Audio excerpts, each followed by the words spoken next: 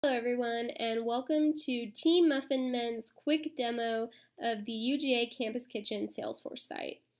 I've already typed in the URL to our site, and I've also typed in our user credentials, so I'm just going to log in quickly.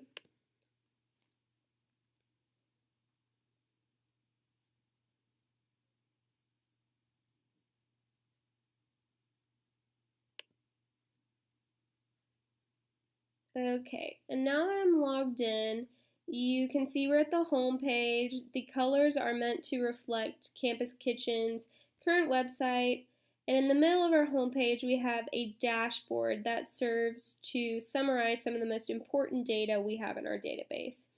So for example, you can see the total number of seniors served, total number of youth served, total rural clients served, and also total meals delivered. In the middle, we have a container return rate graphic. So this shows all of the families in alphabetical order and shows how many of the containers they were delivered did they return. So you can mouse over any family and see that percentage. The Dude family has a 47% container return rate, according to our example data. Right now, this dashboard is set to all of the example data we have for kind of all time periods, but you can click on View Report and then on an Edit button, which I can show you a little later, that lets you zoom in on a certain time period or filter by a certain criteria, for example, weekly cycle ID. Moving on to the Clients tab we have here, this just allows you to see everything in the client's database table. So these are the example data that we have right now. You can add a new client record by clicking the button New, and a form will pop up. Those fields marked in a red asterisk are those that are required. So here you have first, last name, address, the typical information, in addition to route ID and meal count and program. So you click Save and you can add a new record, or you can click on this white button on the right hand side of a record to edit or delete it, which is great for changing a status from active to archived or for just deleting a record for any reason. Very similarly, we have a client visits table which does the same thing except for the client visits database table. So these are all the client visits we have. You can also edit or delete them by clicking on this arrow, and you can also add a new one here. Again, red asterisk means required field. And again, almost exactly the same. We have delivery routes. Here are all the routes. You can edit or delete here, and you can add a new route by clicking on this New button.